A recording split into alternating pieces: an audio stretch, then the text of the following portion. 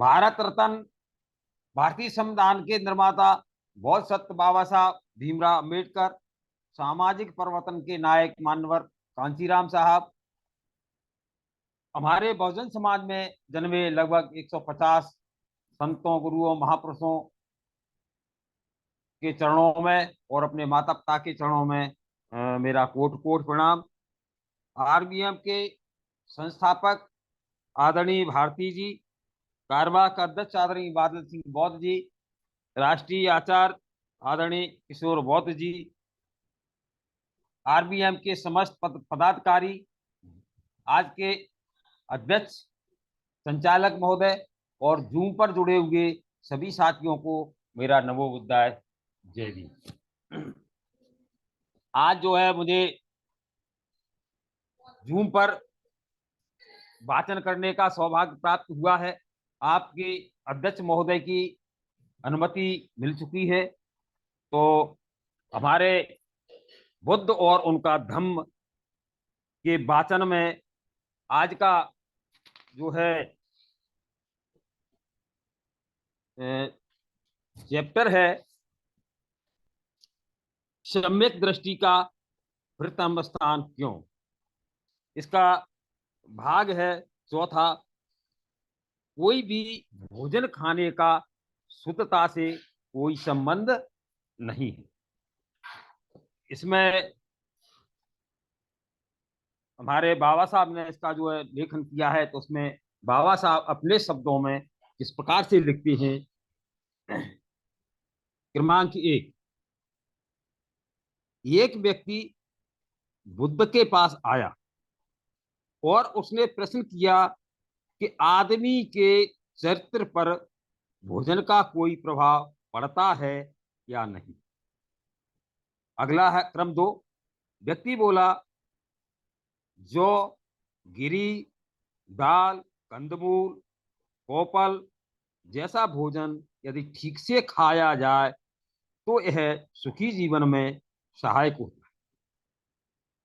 मुर्दा मांस का खाना बुरा है। अगला क्रम 3, बुद्ध ने उत्तर दिया, यद्यपि तुम कहते हो कि तुम मुर्दा मांस को नहीं छूते, तो भी तुम चिड़ियों के मांस से बना हुआ अपनी रुचि का पकवान खाते हो। मैं तुम्हें पूछता हूं कि मुर्दा मांस है, तुम्हारा क्या अभिप्राय है? मुर्दा मांस से तुम्हारा क्या अभिप्राय है? अगला क्रम 4 है, किसी प्राणी की हत्या करना, किसी का अंग भंग करना, मारना, पीटना, बांधना, चोरी करना, झूठ बोलना, ठगी, छल, कपट, व्यभिचार से सब मांस नहीं है, तो भी ये मुर्दा मांस के भोजन जैसे ही हैं। 5, काम भोगों के पीछे पड़े रहना, पेटूपन, मलिन जीवन, बैर विरोध, वे सब मांस नहीं है, तो भी ये मुर्दा मांस के बराबर ही हैं। अगला 6, चुगली, निर्दयता, विश्वासघात, अत्याधिक अभिमान तथा घटिया कंजूसपन, ये सब मांस नहीं है, तो भी ये मुर्दा मांस के बराबर। अगला है 7, क्रोध, अहंकार, विद्रोह, चालाकी, ईर्षा, डींग हाँकना, अहंकार, कुसंगत, ये सब मांस नहीं है, तो भी ये मुर्दा मांस के बराबर। अगला क्रम 8, हीन जीवन, झूठी निंदा, छल कपट, धोखाधड़ी, चालबाज की युक्ति,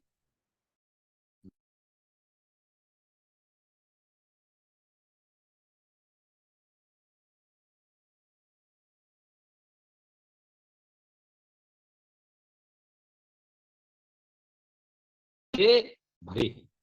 ये मांस नहीं है, तो भी ये मुर्दा मांस के बराबर। अगला क्रम 10, नहीं मांस और मछली आहार के त्याग से, न ही नग्न रहने से, ना ही चोटी रखने से, ना ही मुंडे रहने से, ना ही मृग छाल पहनने से, ना ही अग्नि पूजा से, ना ही भविष्य के सुख के लिए तपस्या करने से, ना ही धोने से, न ही यज्ञ हवन से, और ना ही धार्मिक अनुष्ठान से है जिसमें विचिकित्सा संदेश है। अगला क्रम है 11। अपनी इंद्रियों को संयत रखो, अपने ऊपर काबू रखो, सत्य का पालन करो, दयावान रहो। जो शांत पुरुष सब बंधनों को तोड़ देता है, सब बुराइयों को समाप्त कर लेता है, वह सब कुछ देख सुनकर भी निष्कलंक अनासक्त रहता है। अगला क्रम है 12। तथागत से इस ऊंचे तृण रक्षा करने वाले सत्य धर्म की देशना सुनकर उसने मुर्दा मांस की निंदा की और सभी बुराइयों का परित्याग करके तथागत के समक्ष विनम्रता पूर्वक झुककर वहीं पवज्जा हेत याचना। चैप्टर का अगला भाग है 5। भोजन नहीं अकुशल कर्म प्रभावी। आमगंध नाम का एक तपस्वी अपने शिष्यों के साथ हिमालय में रहता था। नंबर 2, वे न तो मछली और न ही मांस खाते थे। प्रति वर्ष वे कुछ नमक खटाई की खोज में अपने आश्रम से नीचे उतरकर बस्ती में आते। गांव के लोग उनका आदर पूर्वक स्वागत करते और 4 महीने तक लगातार उनका आतिथ्य करते। अगला क्रम 3। तब एक बार भिक्षु संघ सहित बुद्ध भी उसी गांव में आए, तो लोग तथागत का धम्मोपदेश सुनकर उनके शावक बन गए। अगला क्रम 4। सदा की भांति उस वर्ष तपस्वी आमंग और उसके शिष्य भी उस गांव में आए, किंतु गांव के लोगों ने उसी उत्साह से उनका स्वागत नहीं किया। अगला 5। आमगंध को यह जानकर निराशा हुई कि तथागत ने मछली और मांस के भोजन का निषेध नहीं किया। इस बात की पुष्टि करने के लिए वह सावत के तेज वन बिहार पहुंचा, जहां उस समय तथागत विराजमान थे। वह बोला। अगला क्रम है 6। बाजरा, फलियां और फल खाने योग्य पत्ते, जड़ें, किसी भी लता पर लगने वाले फल उचित ढंग से प्राप्त की गई इन चीजों को जो भी सदाचारी खाता है वह सुख भोग के लिए झूठ नहीं बोलता। अगला क्रम 7। आप दूसरों के द्वारा दिए गए तथा अच्छी तरह से पकाए गए स्वादिष्ट, शुद्ध और उत्तम भोजन को ग्रहण करते हैं। जो इस प्रकार चावल से बनाए गए पुलाव का मजा लेते हैं वह आमगंध खाता है। अगला क्रम 8। मैं आपसे इसका अर्थ जानना चाहता हूं कि आपका यह आमगंध किस तरह का है। क्रम 9।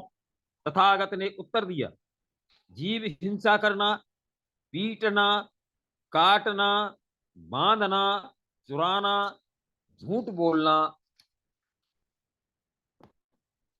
ठगना, धोखा देना, अनुपयोगी ज्ञान तथा व्यभिचार से आमगंध है, मांस का खाना नहीं। अगला क्रम 10।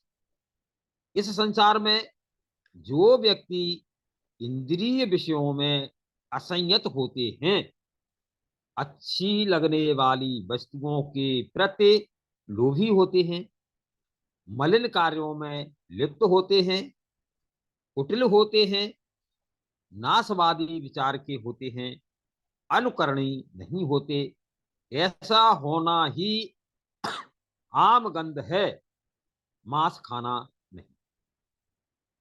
अगला क्रम 11, इस संसार में जो लोग कट होते हैं, कठोर होते हैं, चुगलखोर होते हैं,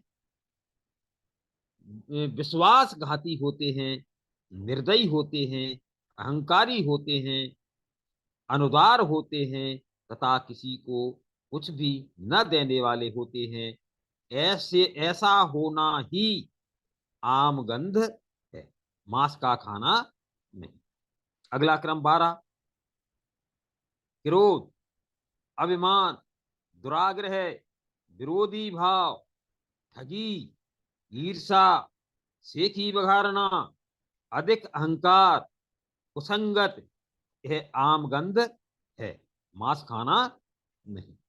अगला क्रम है 13, दो जो दुश्शील होते हैं, कर्ज को लौटाते नहीं हैं, दूसरे की झूठी निंदा करते हैं, ढोंगी होते हैं, जो इस संसार में निकृष्टतम होते हैं तथा इस प्रकार के दुष्कर्म करते हैं, वही आम गंध है, मांस मांस का भोजन नहीं।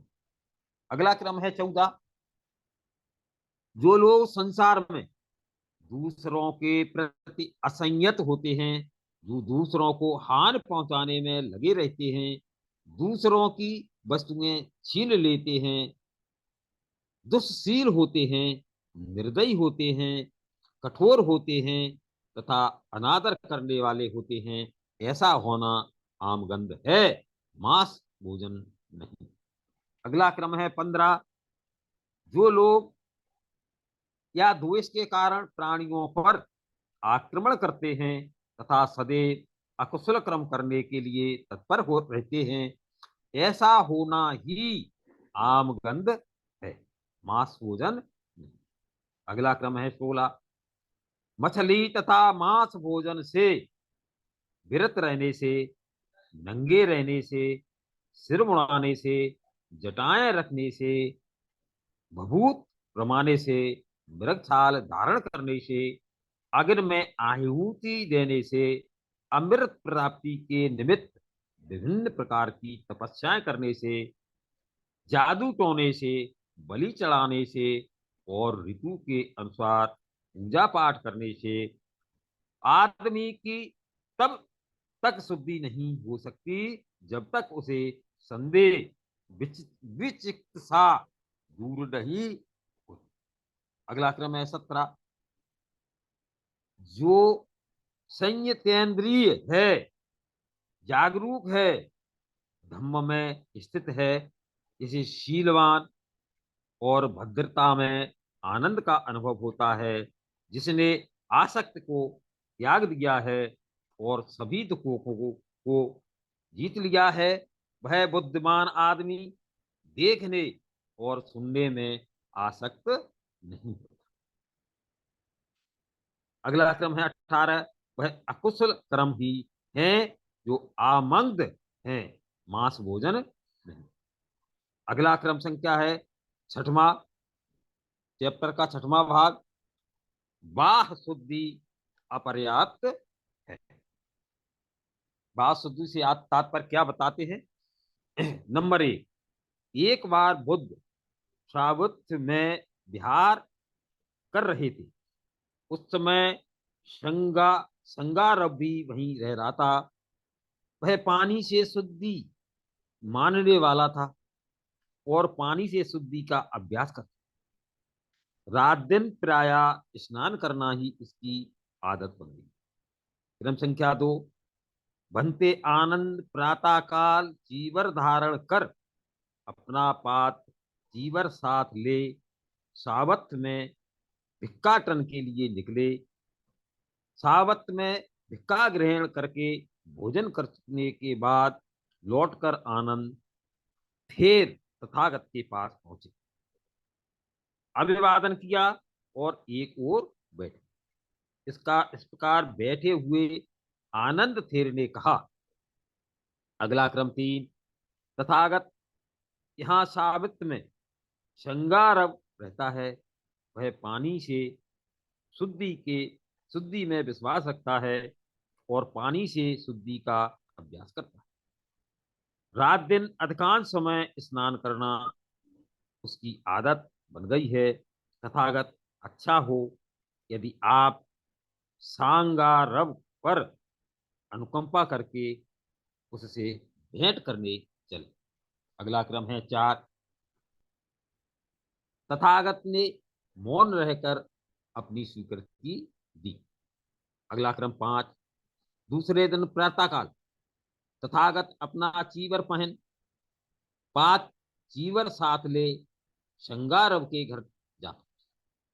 वहां पहुंचकर वे अपने लिए बिछाए गए आसन पर बैठे। अगला क्रम 6। शंगारव तब तथागत के पास आया और उनका अभिवादन करके एवं कुशल क्षेम पूछकर एक और बैठ गया। अगला क्रम 7।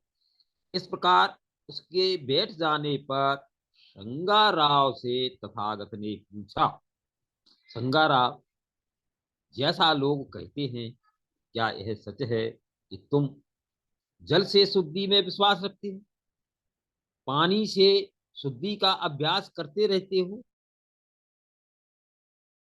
रात दिन अधिकांश समय स्नान करना तुम्हारी आदत बन गई।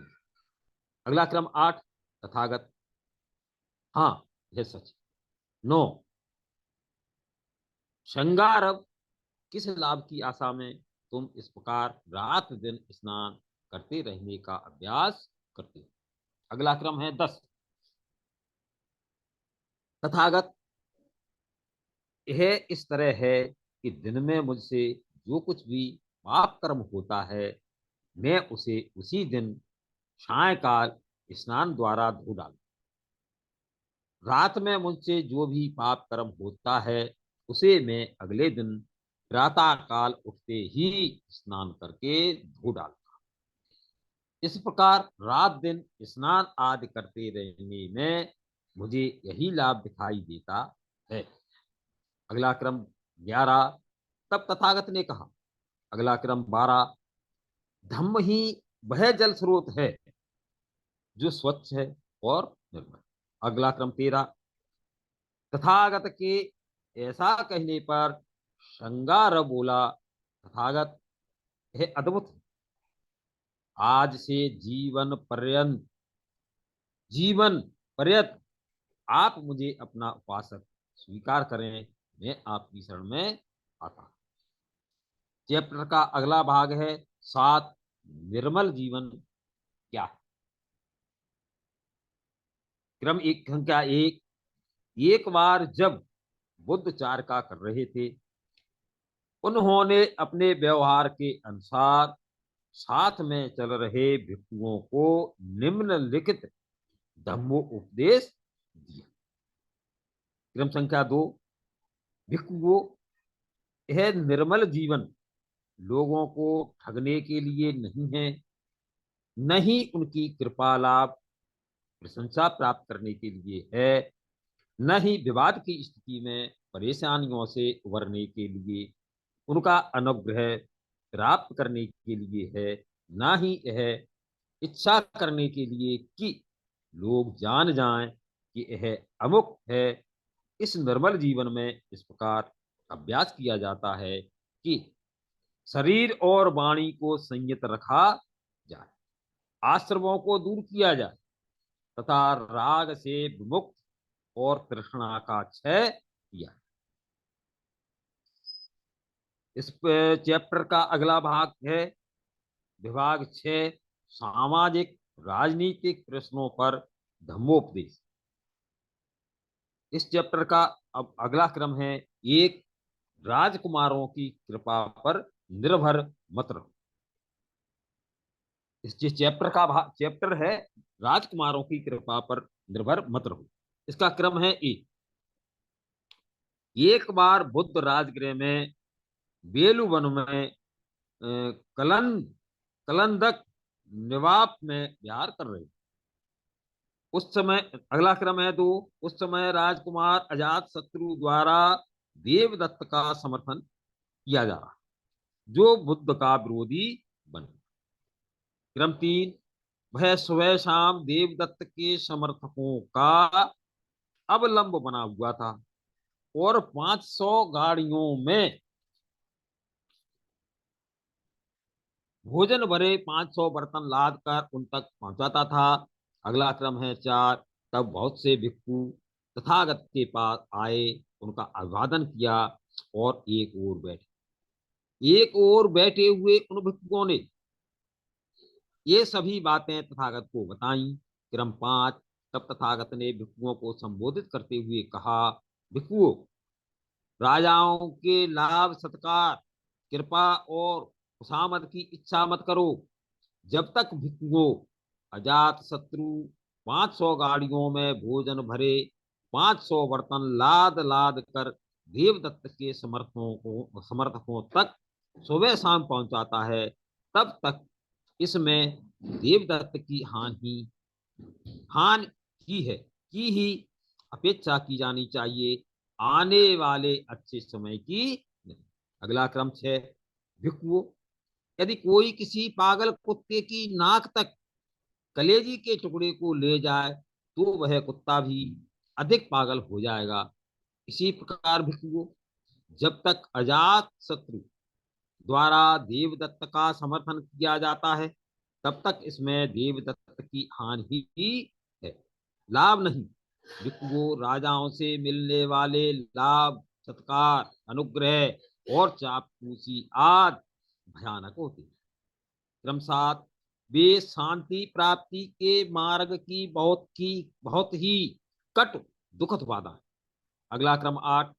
इसलिए भिक्षुओं, तुम्हें अभ्यास करना चाहिए कि जब हमें राजाओं से लाभ सत्कार कृपा और खुशामद और भेंट मिलेगी, हम उन्हें अस्वीकार करेंगे, और जब सिर पर आ ही पड़े तो वे हमें जकड़ नहीं पाएंगे, हमारे हृदय में उनका स्थान नहीं होगा और वे हमें राजकुमारों का गुलाम नहीं बना सकते।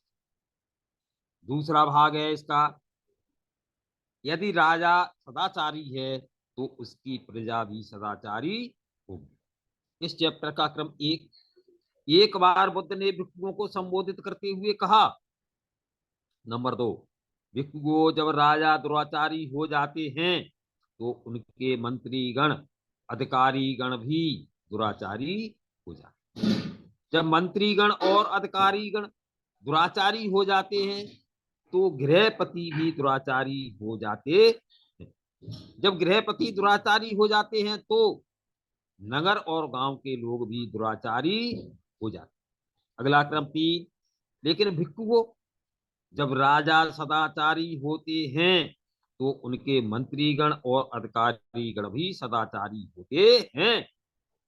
जब मंत्रीगण और अधिकारी सदाचारी होते हैं तो गृहपति भी सदाचारी हो जाते। जब गृहपति सदाचारी होते हैं तो नगरों के नागरिक और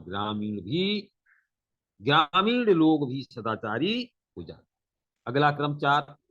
जब गाय गाय नदी पार कर रही होती हैं तब यदि बूढ़ा बैल गलत रास्ते पर चल देता है तो उसका अनुसरण करती हुई सब गायें भी गलत पथ पर चल दी।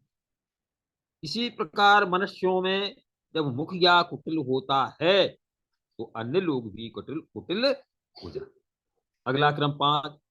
इसी प्रकार जब राजा पथभ्रष्ट होता है तो समस्त राज दुखी होता है। जब गाय नदी पार करती हो और बैल सीधा जाए तो सभी गाय भी उसका अनुसरण करते हुए सीधी जाती हैं, क्योंकि उसका मार्ग सीधा होता है। इसी प्रकार मनुष्यों में जो मुखिया होता है यदि वह सन्मार्गी होता है तो दूसरे भी सदाचारी होते हैं। जब राजा धार्मिक होता है तो सारा राज सुखी रहता है।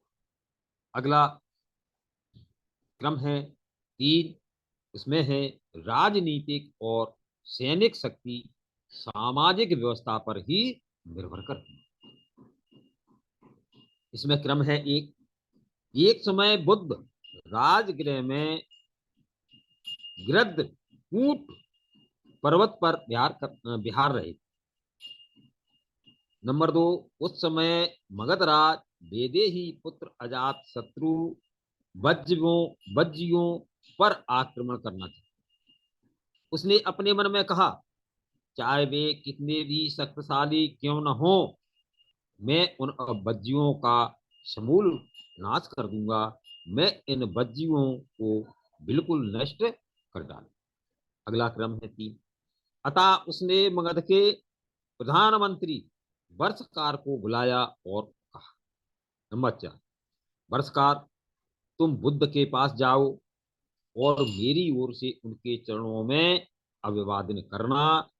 फिर उनका कुशल समाचार पूछना कि वे निरोग और स्वस्थ तो हैं और आनंद पूर्वक तो रहते।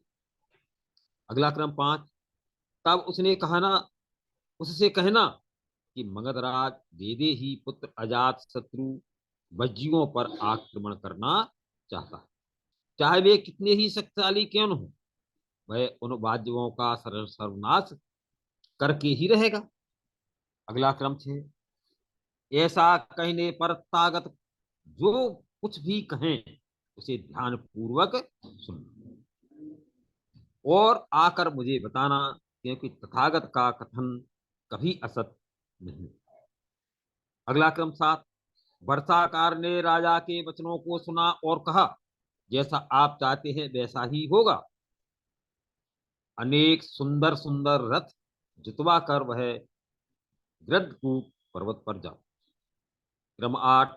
वहां पहुंचकर वर्षकार ने तथागत को अभिवादन किया, उनका कुशल समाचार पूछा और राजा की आज्ञा के अनुसार मगध राज का संदेश तथागत को दिया। अगला क्रम 9। उस समय आनंद थे तथागत के पीछे। तथागत तथागत ने आनंद को संबोधित किया, आनंद, क्या तुमने सुना है कि बज्जीगण प्राय अपनी सार्वजनिक बैठकें करते रहते हैं? 10। आनंद थेर ने उत्तर दिया, हाँ तथागत, मैंने ऐसा सुना है। 11। तथागत ने आगे कहा, आनंद, जब तक बज्जीगण अपनी सार्वजनिक बैठकें करते रहेंगे तब तक उनका पतन नहीं बल्कि समृद्धि ही होगी। अगला क्रम 12। आनंद, जब तक बज्जीगण मिलजुल कर व्यापक स्तर पर समय पर सार्वजनिक बैठकें करते रहेंगे तब तक उनका पतन नहीं बल्कि समृद्धि ही होगी। अगला क्रम 13।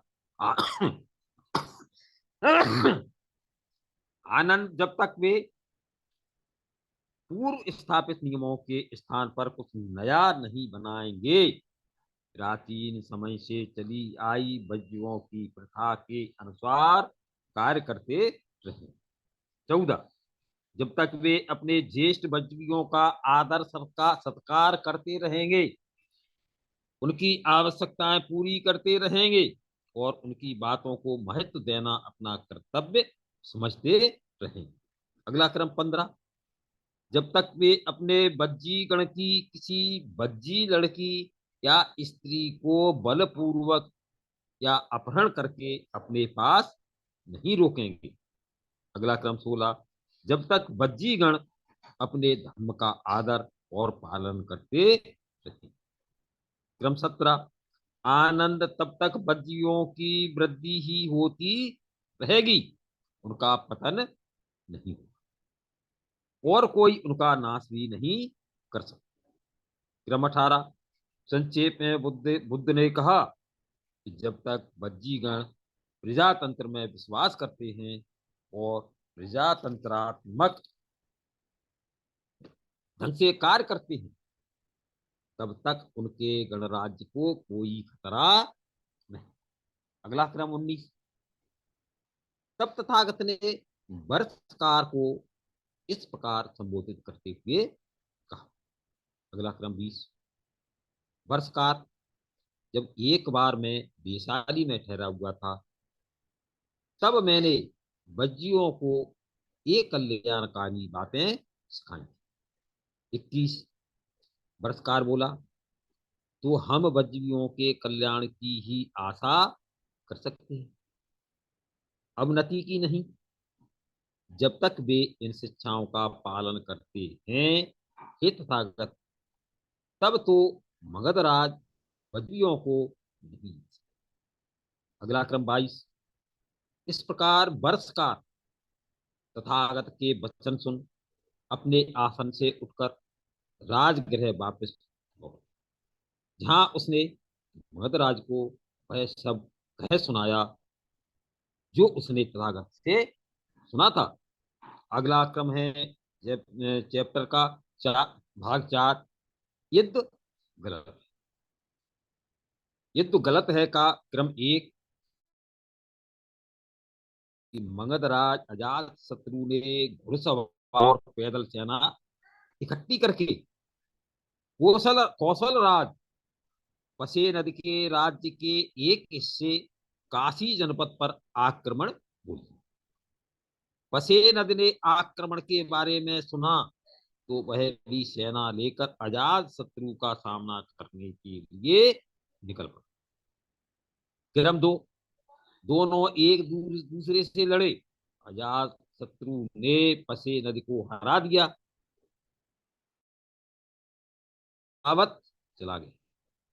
अगला क्रम 3, जो भिक्खु सावत श्रीवस्ती नगर से भिक्षा प्राप्त करके लौट रहे थे, उन्होंने बुद्ध के पास आकर लड़ाई का तथा पसे नदी के हार कर वापस आने का समाचार कह सुनाया। क्रम 4, भिक्खु मगधराज अजात शत्रु अकुशल धम्म का साथी है। कौशल राज पसेनद कुशल धम्म का साथी है। अभी पसेनद राजा एक पराजित आदमी की तरह रात्रि को दुख के साथ व्यतीत करे। क्रम 5, विजय से बैर पैदा होता है, पराजित दुखी रहता है, किंतु जो उपशांत और राग रहित है, वह जय पराजय की चिंता छोड़ सुखपूर्वक। नंबर 6, फिर ऐसा हुआ कि वे दोनों राजा दूसरी बार फिर युद्ध भूमि में भिड़े। इस बार उस युद्ध में कौशल राज पशे नदी ने अजात शत्रु को हरा दिया, जीवित पकड़ लिया।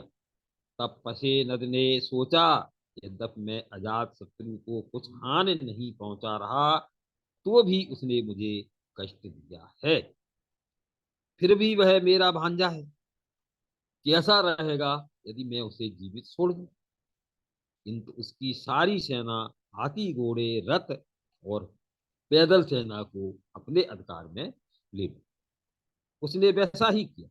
अगला क्रम था, सावत में भिक्षा लेकर लौटने पर भिक्षुओं ने आकर तथागत को यह समाचार सुना।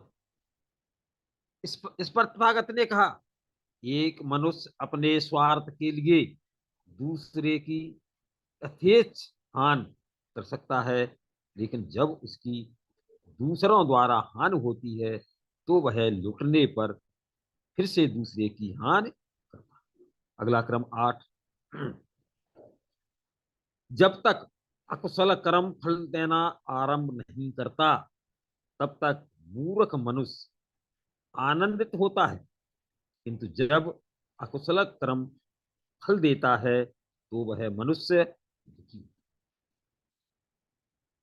अगला क्रम 9, हत्या को हत्यारे को हत्यारा मिल जाता है, दूसरे को हराने वाले को एक दूसरा हराने वाला मिल जाता है, दूसरों को गाली देने वाले को एक गाली देने वाला मिल जाता है। अगला क्रम है 10, इस प्रकार कर्म के विपाक के फलस्वरूप जो मनुष्य दूसरे को कष्ट पहुंचाता है, वह स्वयं भी कष्ट पाता है। इस चैप्टर का अगला है क्रम संख्या 5, भाग है इसका युद्ध विजेता के कर्तव्य। जब युद्ध में विजयी व्यक्ति शांत स्थापित कर लेता है, तो भले ही वह पराजित को दास गुलाम न बनाए, फिर भी वह उसे और अपमानित करने को तो अपना अधिकार समझता ही है। बुद्ध का इस विषय में स्पष्ट रूप से सर्वथा भिन्न दृष्टिकोण था। उनका यह मानना था कि यदि शांत का कुछ भी अर्थ है, तो उसका यही अभिप्राय होना चाहिए कि विजेता अपना यह कर्तव्य समझे कि वह अपनी विजय का उपयोग पराजित व्यक्ति की सेवा करने में ही करे। इस बारे में उन्होंने भिक्षुओं को जो कुछ कहा वह इस प्रकार। क्रम संख्या 2, शांति स्थापित हो जाने पर युद्ध निपुण मनुष्य के लिए आवश्यक है कि वह स्वयं को योग्य, मृदभाषी, दयालु, अभिमान रहित, सीधा, कृतज्ञ, आचरण में अनुशासन अनुशासन युक्त, हाजिर जवाब, हट से दूर, घटिया और गिरे आचरण से मुक्त और डांट झपट से दूर आदि गुणों से युक्त सिद्ध कर। अगला क्रम 3, सभी प्राणी सुखी रहें, सभी का कल्याण हो, सभी दुर्लभ सबल प्राणी शांतिपूर्वक रहें, बड़े या छोटे प्राणी, अदृश्य अथवा निकट एवं दूर रहने वाले, उत्पन्न हो चुके अथवा उत्पन्न होने वाले सभी प्राणी आनंद पूर्वक। अगला क्रम है 4, कोई एक दूसरे का अपमान न करे, क्रोध या घृणा के वशीभूत होकर कोई किसी का बुरा न चाहे। नंबर 5, जिस प्रकार माता अपनी जान पर खेल कर अपने इकलौते बच्चे को घायल होने से बचाती है, वैसे ही सभी प्राणियों के प्रति भावना भावना हो, विश्व में ऊपर नीचे चारों ओर सभी प्राणियों के प्रति असीम मैत्री की भावना हो, जिसमें लेश मात्र घृणा न हो, शत्रुता न हो। अगला क्रम है 6, खड़े रहते, चलते फिरते, बैठे रहते, लेटे हुए अपनी पूरी शक्ति के साथ वही बस यही चिंतन करें, इसी इसे ही अपूर्व श्रेष्ठ विहार कहते हैं। आदरणीय संचालक,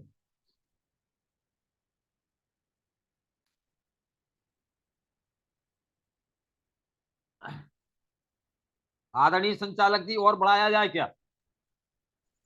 बहुत पांचवा बहुत खंड। साधुवाद परम सम्मानी दुर्ग सिंह मौर्य साहब, आपके द्वारा बहुत सुंदर प्रबोधन किया गया और समय को ध्यान में रखते हुए परम सम्मानी अध्यक्ष महोदय का अध्यक्षीय प्रबोधन सादर आमंत्रित है।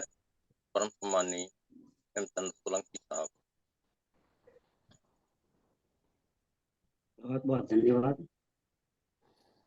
महाकारुणी तथागत भगवान बुद्ध को नमन करते हुए, symbol of knowledge Baba Saheb Ambedkar को नमन करते हुए, बहुजन समाज में जन्मे सभी को नमन करते हुए, आरबीएम के संस्थापक मान्य धर्म प्रकाश भारती साहब को नमन करते हुए, कार्यवाहक अध्यक्ष मान्य बादल सिंह बहुत साहब, जो मीटिंग में जुड़े सभी उपासक उपासिकगण, महासचिव सचिव, आज का वाचन कर रहे मान्य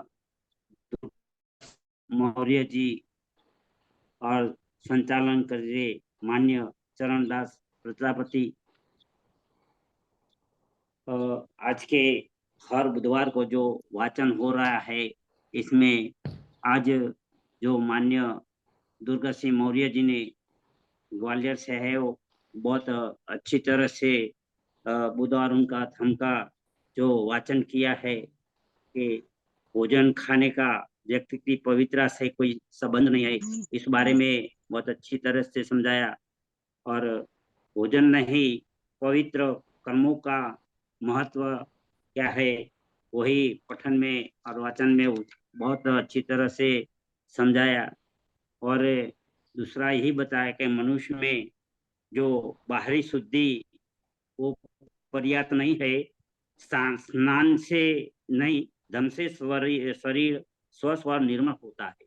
वो भी पूरा पाठ है, आगे का पढ़ाएंगे बहुत अच्छी तरह से। अंदर भगवान बुद्ध ने जो उपदेश दिया है वो अच्छी तरह से वाचन करके बतलाया।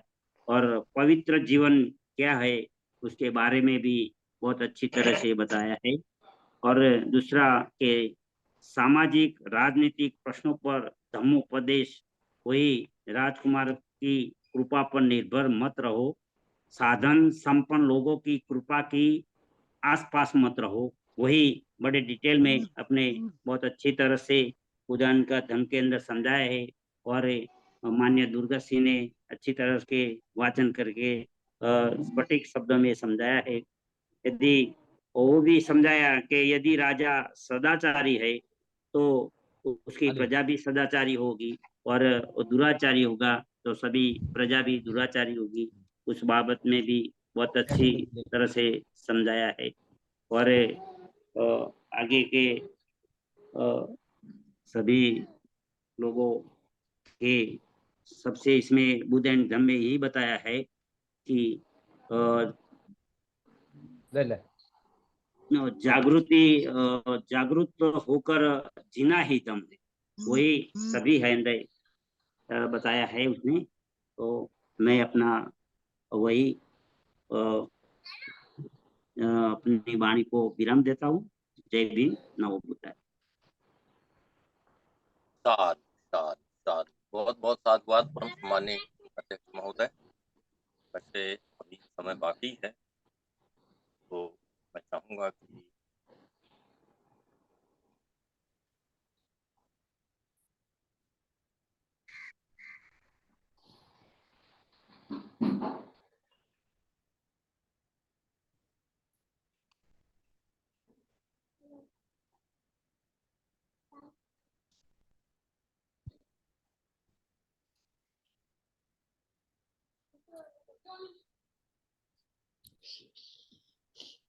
मम्मी चाय में डाल